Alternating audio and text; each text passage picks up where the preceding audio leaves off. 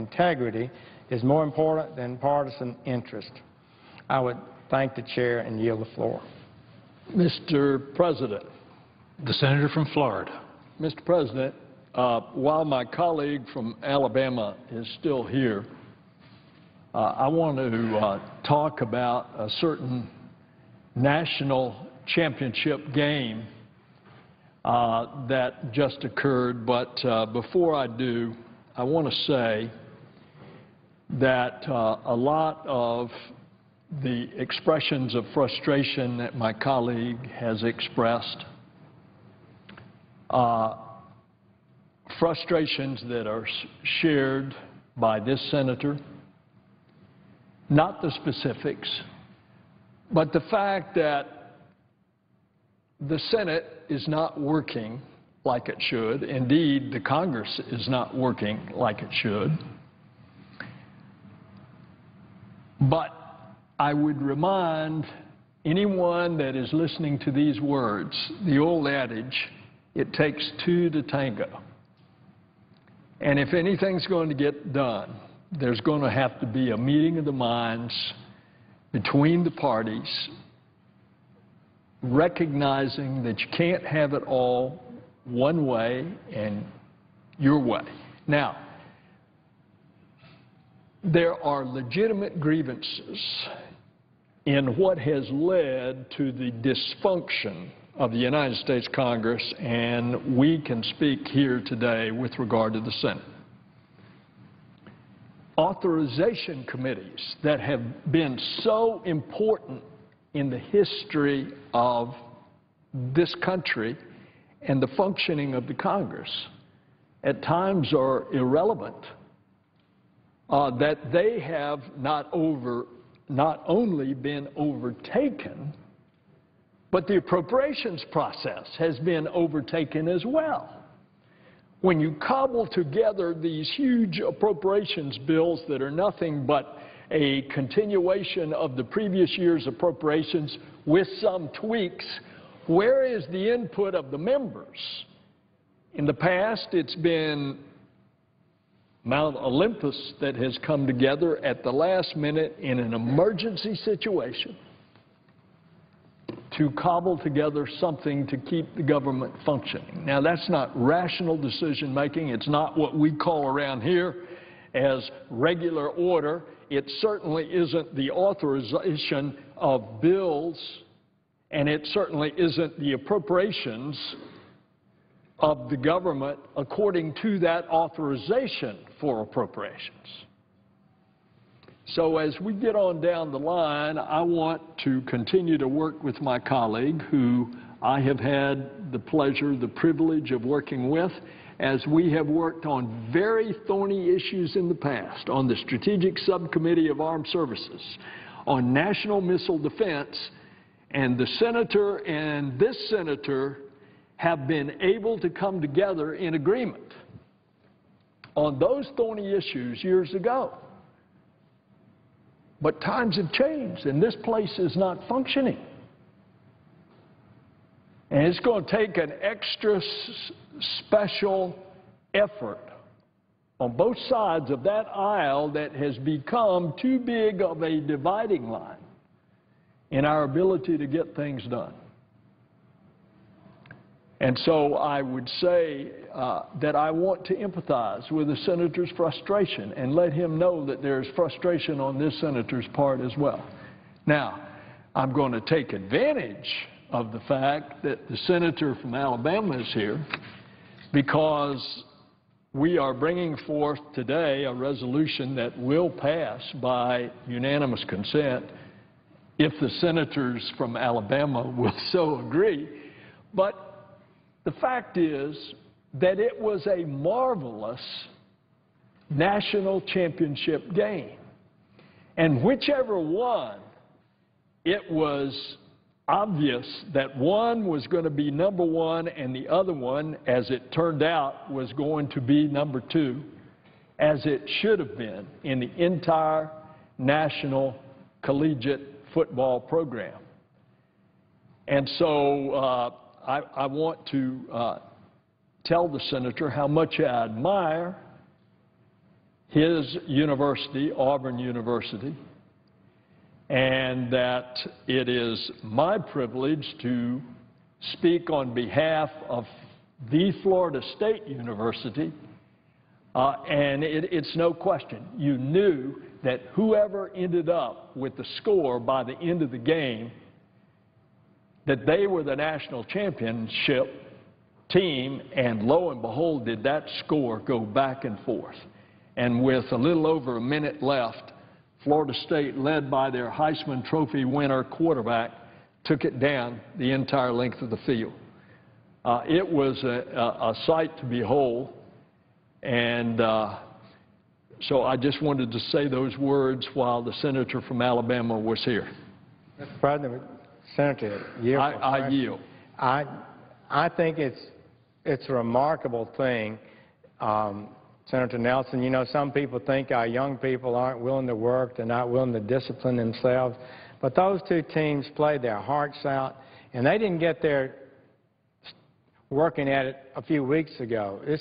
They've worked all year in the weight rooms and studying and preparing themselves to reach this high level of excellence and delivered a thrilling game for us all. Florida State is a terrific, terrific team, and I think everybody knew Auburn was going to have to be really up to speed to be able to compete, and they were able to. And so you're right, and I am pleased to note that our Heisman Trophy winner this year is a native of Hueytown, Alabama. We'll claim credit for that, too. And Auburn drove down the field on that last drive, having to score to win the game, and just pounded away. And Trey Mason ran through there and ran over somebody and scored the touchdown. But your Heisman Trophy winner team and all of y'all together pulled together, came back and won with a few seconds to spare. It was just spectacular. You well deserve the right to recognize them by resolution, and I certainly won't object. And I'd add one more thing. Had Auburn won, it would have been the 5th consecutive year Auburn or Alabama had won the national championship. And we would like to have seen that happen, but congratulations to Florida State. They played they deserved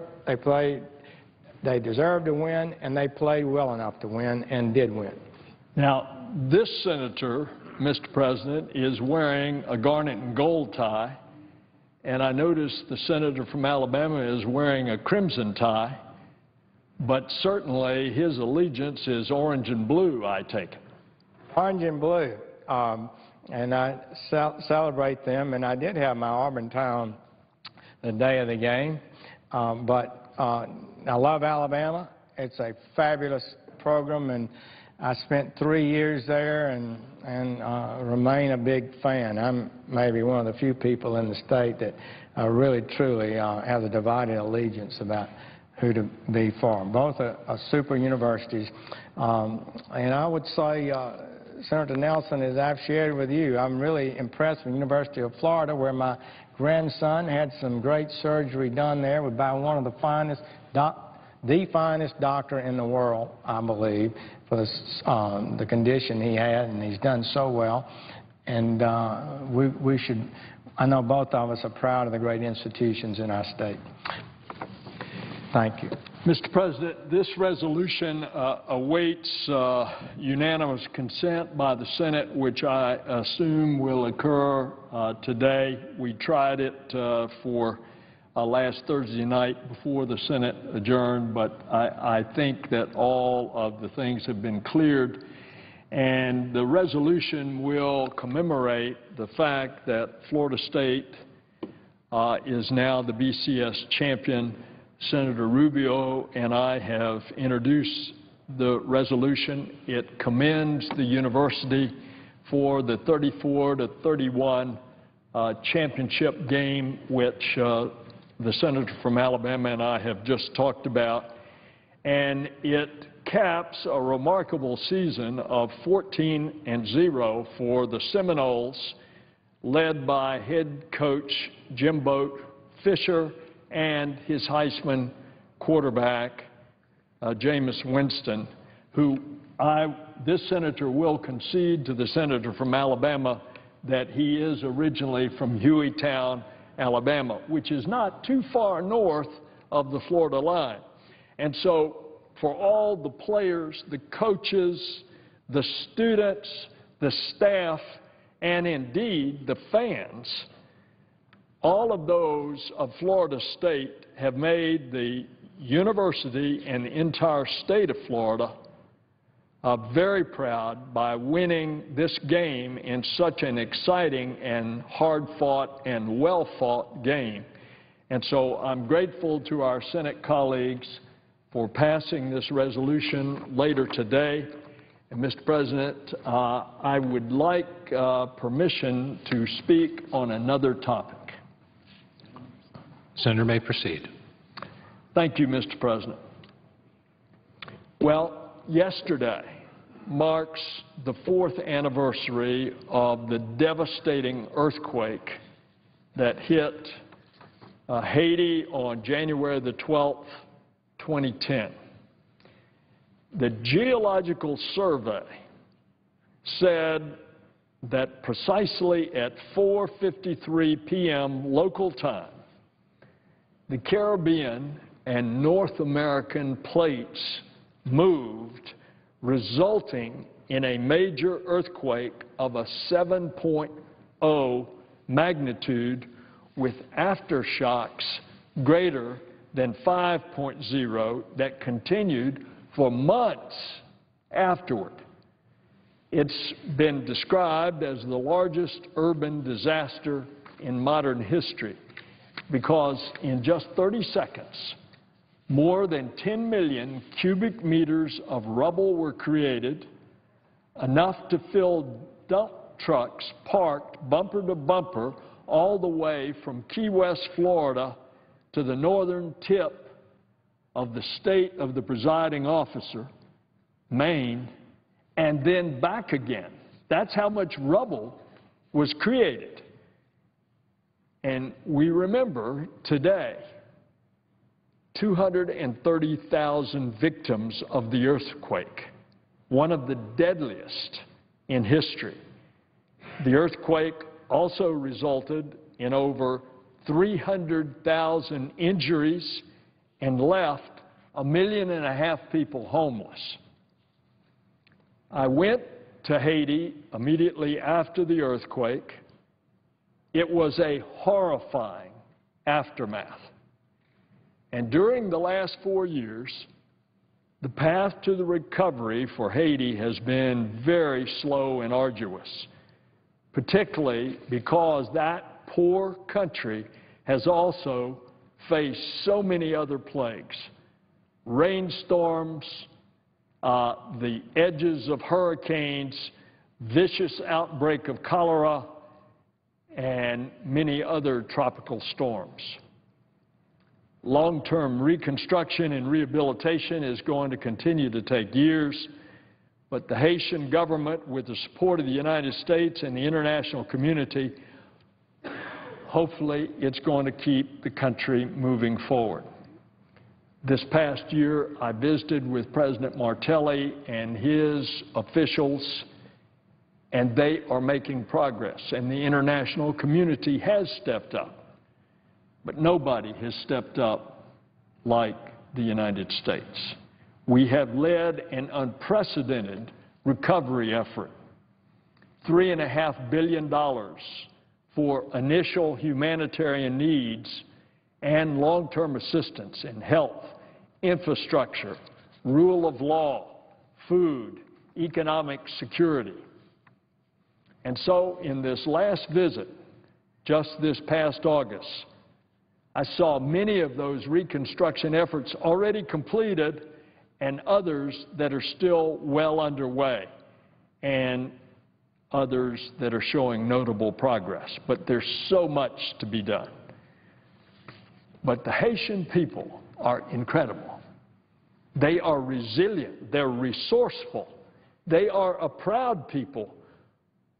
And they have utilized the support they have received from around the world, including the Haitian diaspora and a lot of that diaspora community is in Florida, they have utilized that. We all want Haiti to succeed and to continue to rebuild. And so 4 years after such unbelievable devastation, let's pause to think about Haiti and reaffirm our commitment to her. And we also want to congratulate the Haitian people as they celebrate their country's 210th anniversary of independence, that is this year. It's a tough subject. Haiti is the poorest country in the entire Western Hemisphere. There's a certain special responsibility that those countries, particularly in the Western Hemisphere, that are more fortunate, a certain responsibility that we have to help that little country rebuild. Mr. President, I yield the floor, and I would suggest the absence of quorum unless the senator is ready to speak, and I see that he is.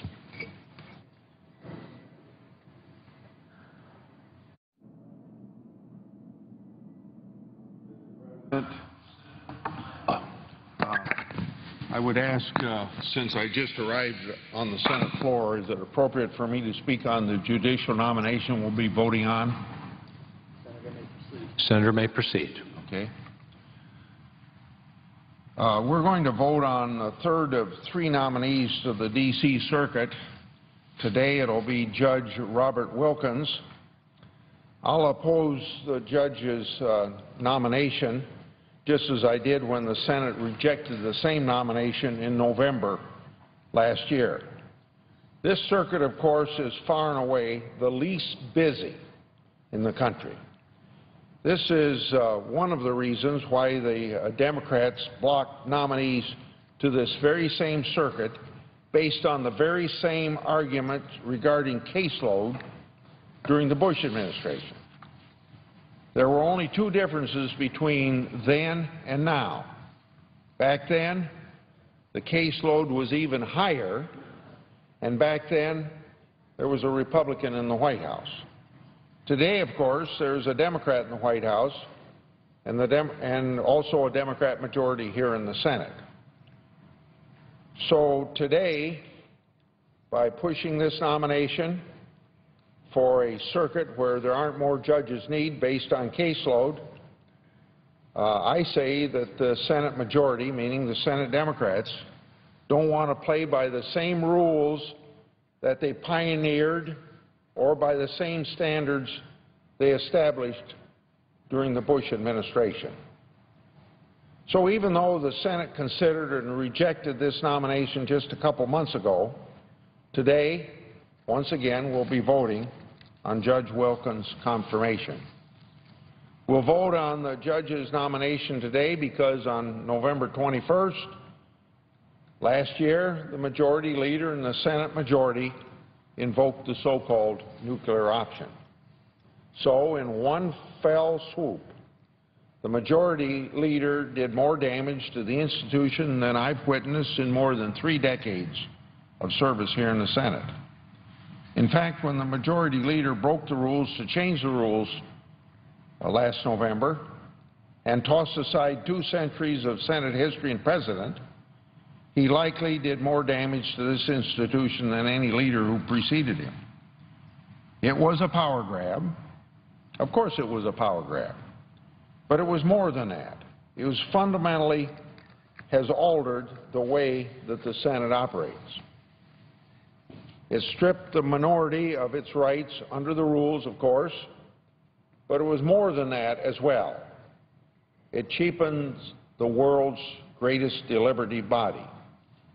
About 2 hours ago, I spoke on this subject to the Senate based upon what James Madison said was a function of the Senate, to be a deliberative body, to bring stability to our political system, not to do things the same way the House of Representatives does it.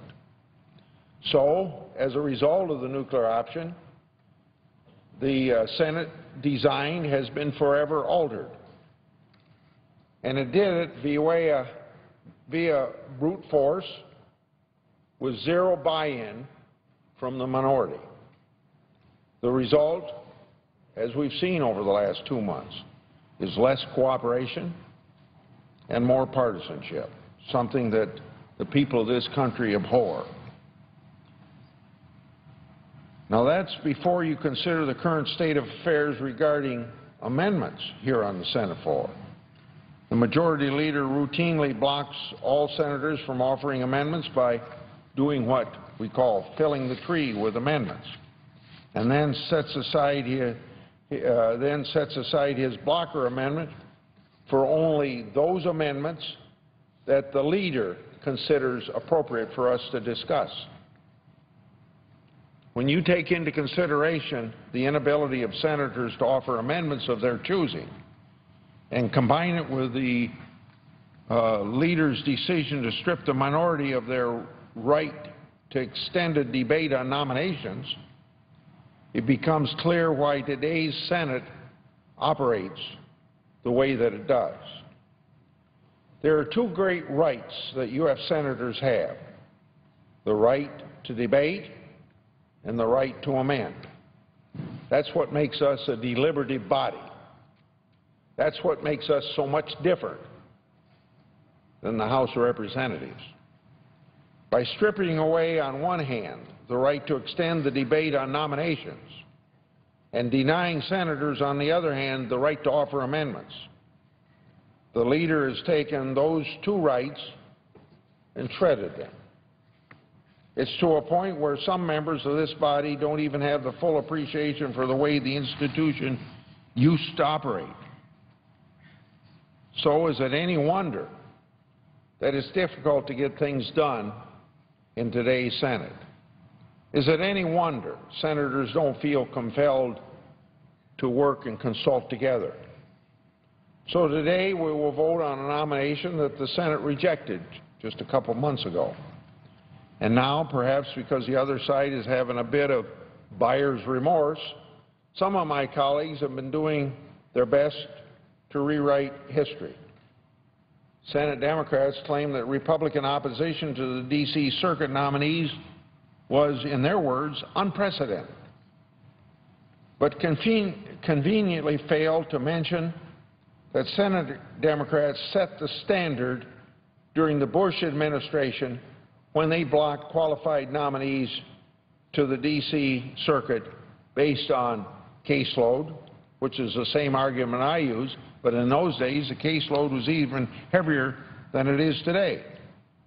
And as I've said, back then the caseload was higher. You can't say that too often.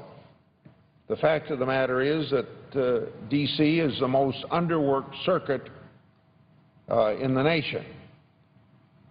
I've given previous speeches on this subject, and I've given a lot of statistics, so I won't go through all those statistics again today. But with the most recent data released by the Nonpartisan Administrative Office of the U.S. Courts, the numbers still show the D.C. Circuit has the fewest number of appeals filed and appeals terminated among all of the federal circuit courts. On a per active judge basis, the D.C. Circuit now has 111 total appeals filed per active judge.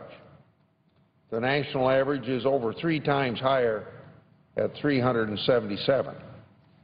The busiest court, the 11th Circuit, comes in at over 7 times higher than the D.C. Circuit at 796.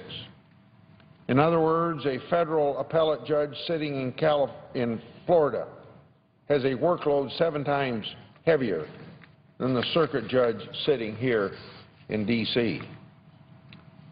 And I hope that people don't fall for the phony argument that cases in the D.C. Circuit are more complicated. There are other circuits that handle more of these so-called complex cases than even D.C. The bottom line is the empirical data has shown and continues to show that these judges could have been better used in other circuits. And I have a piece of legislation in that would move these 3 judges from the D.C. Circuit to other circuits where the caseload is greater. To confirm what the statistics show, early last year I decided to go straight to the source, the judges who serve here in D.C. on this circuit, before these nominations to the D.C. Circuit were even made. I submitted a questionnaire to each D.C. Circuit judge asking them about their workload. Their responses independently confirmed that the data showed the court is severely underworked. One judge responded, quote, "If any more judges were added now, there wouldn't be enough work to go around." And you understand, I hope, that a judge, these vacancies being filled are going to cost the taxpayers $1 million+ a year, probably forever, as long as these seats are filled. So after looking carefully at the data and, of course, confirming my understanding with the judges themselves, I oppose these nominations based in part on the same standards by the Democrats, the same standards established by the Democrats during the Bush administration when they blocked nominees to the D.C. Circuit. Then, of course, there was a Republican president. Now we have a Democrat president. But that, of course, wasn't the only reason for opposition to these nominees. For instance, gun rights supporters are opposed to Judge Wilkins, not based on caseload, but because of the Darth Holder case, where Judge Wilkins held that non-resident U.S. citizens don't have Second Amendment rights to purchase a firearm. And, of course, the last nominee we confirmed to the D.C. Circuit was about the farthest thing from mainstream nominee as you can get. I won't repeat everything that I said about that nominee in previous speeches or what that nominee has said or written, but I'll give you one example. Consider former Professor Pillard's view on religious freedom. She argued that the Supreme Court of Hosanna-Tabor Evangelical Lutheran Church, which challenged the so-called ministerial exception to employment discrimination, represented, in her words, quote, "substantial threat to the American rule of law," end of quote. The Supreme Court, on appeal, rejected her view 9-0. 9-0. And the court held that it, quote, "it is impermissible for the government to contradict a church's determination of who can act as its minister," end of quote. Now think about that. Former Professor Pillard argued the challenge to the ministerial exception to employment law represented, quote, "substantial threat to the American rule of law." Yet the court rejected the view 9-0 and held, quote, "it is impermissible for the government to contradict a church's determination who can act as a minister." Do my colleagues honestly believe that it's within the mainstream to argue churches shouldn't be allowed to choose their own ministers? I don't believe that it is in the mainstream. So we know these judges aren't needed. Far from it. We know these nominations aren't mainstream. Far from it. Then why did our Senate Democrats go to such lengths to stack this court? Why go so far as to change the Senate rules in order to fill these vacancies? Why go so far to abuse and violate the Senate rules to change the rules? Well, because the President and his allies will do whatever it takes to get their way, even if it means breaking Senate rules, silencing debate, circumventing Congress, or stacking the judicial deck in their favor to ensure that their executive actions are rubber-stamped by the courts. It's no secret the President has decided to circumvent Congress by relying heavily on executive orders and regulatory action to carry out an unpopular agenda. we all heard the President pledge repeatedly, if Congress won't act, I will. What he means, of course, is that he is going to do it all by executive action. He won't go to Congress. He won't negotiate. In fact, he'll go around Congress. He decided he doesn't need legislators to make these changes. He'll just issue an executive order or issue new agency rules. As I've explained before, in effect, the President is saying, if the Senate won't confirm who I want, when I want them, then I'll recess appoint them when the Senate isn't even in session.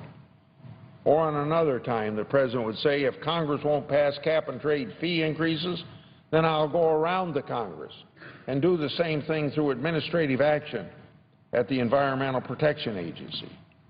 Or again, if Congress won't pass gun control legislation, then I'll issue a series of executive orders. Now, quite simply, that's what the President means when he says, if Congress won't act, I will. But remember, under our system, it's the courts that provide a check on the President's powers. It's the courts that decide whether the President is acting unconstitutionally. So the only way the President's plan works if he stacks the deck in his favor. The only way the President can successfully bypass Congress is if he stacks the courts with ideological allies who will rubber stamp these executive orders. That is why it is so important for the President and the Senate majority of his party allied together to stack the D.C. Circuit, even though the D.C. Circuit doesn't have enough work, at an additional $1 million for each of the 3 judges that are now being stacked into this court. Now, as I've said, in the last few weeks, the other side has attempted to rewrite history in efforts to justify action they've taken.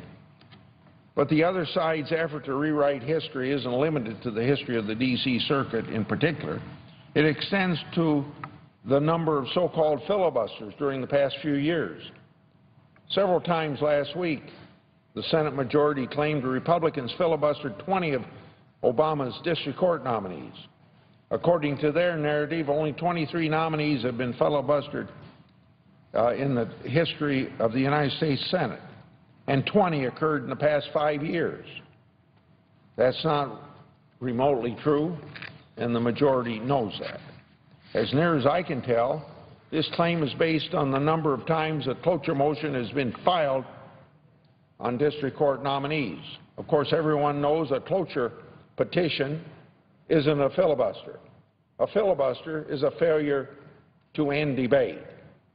Nonetheless, let's look at those 20 nominees. 17 were filed at one time back March 2012. That maneuver, of course, was a transparent effort to manufacture a crisis where no crisis existed. Every single one of these cloture petitions was later withdrawn. As a result, not one of those 17 nominees even had a cloture vote, let alone a failed cloture vote. In fact, of these 20 so-called filibusters of district court judges, the Senate held only one cloture vote on a district court judge, and that cloture vote passed the Senate. Yet, the Senate majority still claims that we filibustered 20 district court nominees. That is revisionist history if I've ever seen it. So let's review the alleged Republican obstruction of the President's nominees. Since the President Obama took office, the Senate has approved 218 of the President's lower court judicial nominees. That's 99%. So we have rejected only 2. If the majority leader hadn't invoked the nuclear option, the number would have in fact been 5 instead of 2. But not 20, not 34 as I've heard some claim, not even 10, which was the number that Senate majority had blocked by the 5th year of President Bush's nominee. 5 nominees.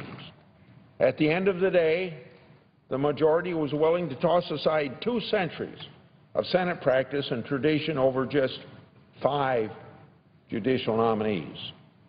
So I continue to oppose this nominee, just as I did when the Senate rejected the nomination before the Senate Democrats broke the rules to change the rules. This judgeship wasn't warranted before the majority leader and the Democrats invoked the misguided nuclear option, and certainly hasn't suddenly become warranted in the weeks since that time. I yield the floor.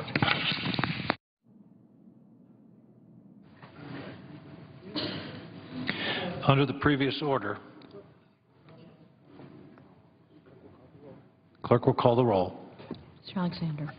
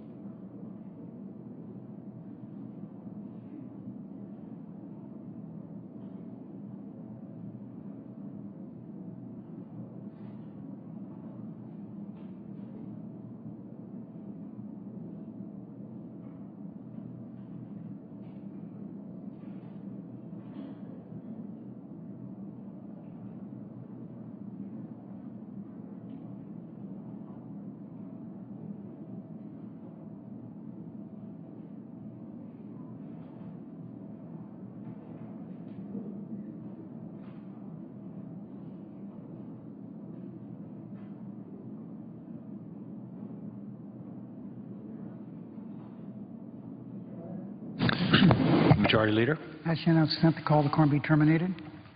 Without objection. Mr. President, we have a vote scheduled at 5:30. Is that right?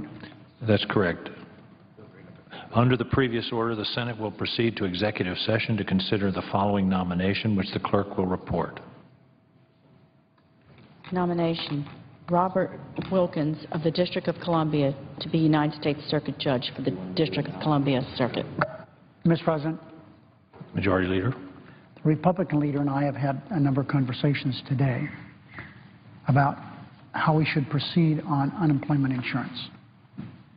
I've had conversations, and he's had conversation with a number of our members, both Democrats and Republicans.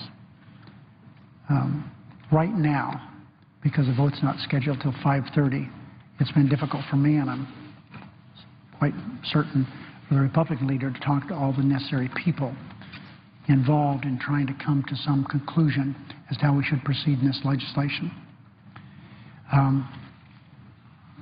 Two of the people I met with today are, everyone knows, are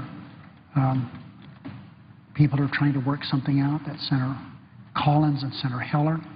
Heller's a co-sponsor of the underlying bill, and Senator Collins is always trying to make peace with everybody.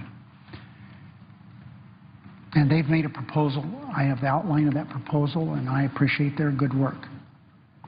However, I can't automatically agree to it because it calls for 3 months rather than the 11 months or so that we had in the underlying proposal that's before the Senate. And as everyone knows, the President's not in favor of a 3-month proposal, and I'm not either. But that doesn't mean that we can't work something out. I have made statements that I would prefer a longer period proposal, so as the President. However, Mr. President, my main point in saying a few words this afternoon is I need to be able to meet with other senators, need to complete my caucus tomorrow before I can determine how I would suggest, along with the two Republican senators I met with, how we would proceed on this matter. Of course, I'd be happy to. Yeah, I would just observe, Mr. President, that what I'm hoping for here is an open amendment process. We have an amendment tree filled, and it remains my hope that we'll be able, through these discussions that we've had, to get to something closer to what we've been accustomed to in the past with a relatively open amendment process. So under those circumstances, I don't, and in the hope that by tomorrow we end up with a more fair process, I'm happy to go along with what the Majority Leader is suggesting. Mr. President, I would then ask unanimous consent that we proceed now to legislative session and get out of executive session. When I finish my remarks and the Republican leader finishes his remarks, I would ask that we go back into executive session. Without objection. I then, Mr. President, ask unanimous consent that the vote on the motion to invoke cloture on amendment number 2631 occur at 2:30 p.m. tomorrow. Further, that the vote on the motion to invoke cloture on S. 1845 occur following disposition amendment number 2631. Or, if cloture is not invoked on amendment number 2631, the Senate move immediately to the vote on the motion to invoke cloture on S. 1845. Is there objection? Without objection. Mr. President, I hope this will allow us a way to move forward. We will do our best to move forward and trying the best that I can do to come up with an arrangement to move forward. With no tabs of quorum. The clerk will call the roll. Mr. Alexander.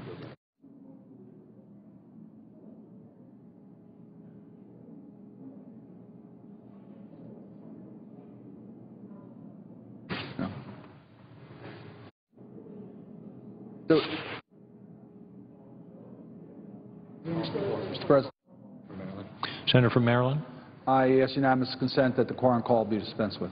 Without objection. Under the previous order, the Senate will resume executive session. Mr. President. Senator from Maryland.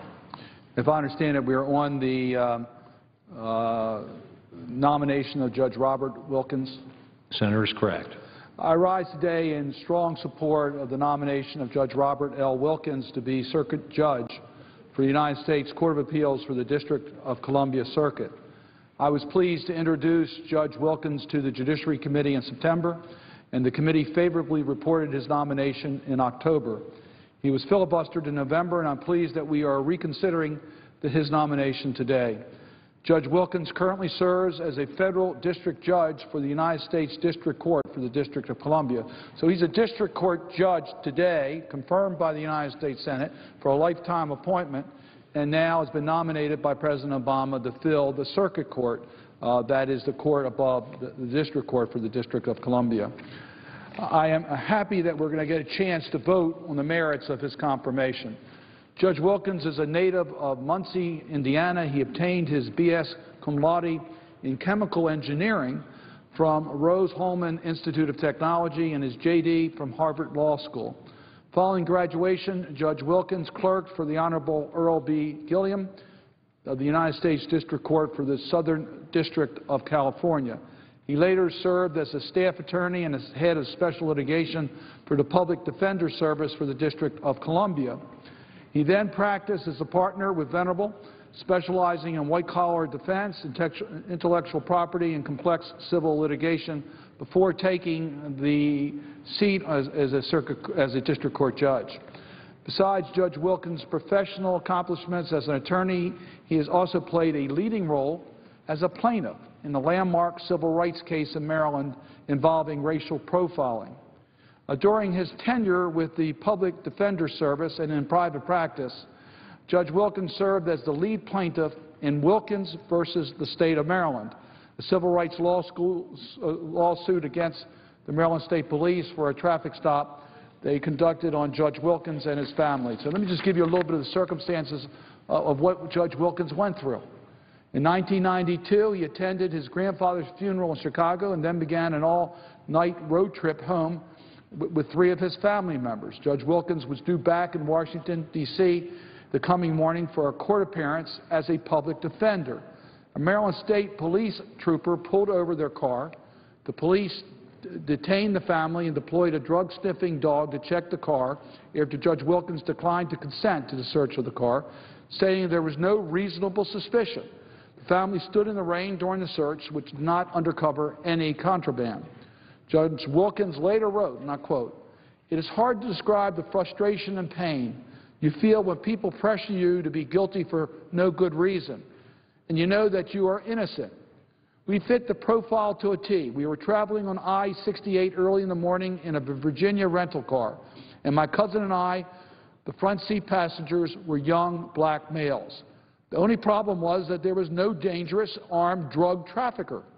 It should not be suspicious to travel on a highway early in the morning in a Virginia rental car, and it should not be suspicious to be black." After the traffic stop, Judge Wilkins began reviewing Maryland State Police data and noticed that while a majority of those searched on I-95 were black, blacks made up only a minority of the drivers traveling on the highway. Judge Wilkins filed a civil rights lawsuit, which resulted in 2 landmark settlements that were the first to require systematic compilation and publication of police agencies' data for all highway drug and weapon searches, including data regarding the race of motorists involved, the justification for the search, and the outcome of the search. The settlements also required the state police to hire an independent consultant, install video cameras in their vehicles, conduct international investigations of all citizen complaints of racial profiling, and provide the Maryland NAACP with quarterly reports containing detailed information on the number, nature, location, and disposition of racial profiling complaints. These settlements inspired a June 1999 executive order by President Clinton, congressional hearings, and legislation that has been enacted in over half of the 50 states. This was a landmark case, and the settlement provided the wherewithal for many states to change their practices on traffic stops and how traffic stops would be conducted. It was an important action that Judge Wilkins took as a private citizen in order to advance the rights of all people. I applaud him for that courage, not only to stand up what was wrong for him, but also to be active in changing those practices around the country. As my colleagues know, I've introduced S-1038, the End Racial Profiling Act, which would codify many of the practices now used by the Maryland State Police to root out the use of racial profiling by law enforcement. The Judiciary Committee held a hearing on ending the use of racial profiling last year, and I am hopeful that with the broader discussion on racial profiling generated by the tragic death of Trayvon Martin, that we can come together and move forward on this legislation. Judge Wilkins played a key role in the passage of the federal statute establishing the National Museum of African American History and Culture, Plan for Action Presidential Commission, and he served as the chairman of the Site and Building Committee of that Presidential Commission. The work of the Presidential Commission led to the passage of Public Law number 108-184, which authorized creation of the National Museum of African American History and Culture. This museum will be the newest addition to the Smithsonian and is scheduled to open in 2015 between the National Museum of American History and the Washington Monument on the National Mall. I mention that because Judge Wilkins has been involved in our community. He's not only an outstanding jurist, he's a person who has stood up for basic rights, he's taken action where things were wronged against him, and he's been very active in our community. He also continues his pro bono work to this day. He currently serves as the court liaison to the Standing Committee on Pro Bono Legal Services of the Judicial Conference of the D.C. Circuit. He is committed to public service and equal justice. As a U.S. District Judge for the District of Columbia since 2011, Judge Wilkins has presided over hundreds of civil and criminal cases, including both jury and bench trials.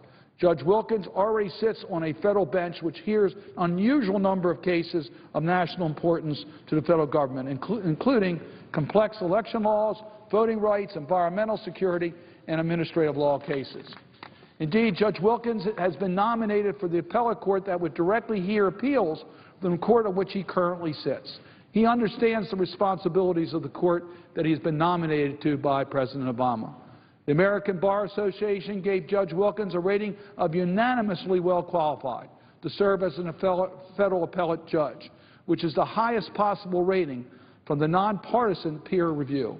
The United States Court of Appeals for the District of Columbia Circuit is also referred to as the nation's second highest court. The Supreme Court only accepts a handful of cases each year, so the D.C. Circuit often has the last word and proclaims the final law of the land on a range of critical areas of the law, because many of these cases are brought to the D.C. Circuit. This court handles some unusual complex cases in the area of administrative law, including revealing decisions and rulemaking of many federal agencies and policy areas such as environment, labor, and financial regulations. Nationally, only about 15% of the appeals are administrative in nature. 15%, that's a national number. In D.C. Circuit, that figure is 43%. They have a much larger caseload on complex cases. The court also hears a variety of sensitive terrorism cases involving complicated issues such as enemy combatants and detention policies. Let me quote from Judge Henry Edwards, who said, and I quote, "Review of large, multi-party, difficult administrative appeals is the staple of judicial work in the D.C. Circuit. This alone distinguishes the work of the D.C. Circuit from the work of other circuits. It also explains why it's impossible to compare the work of the D.C. Circuit with other circuits by simply referring to raw data on case filings."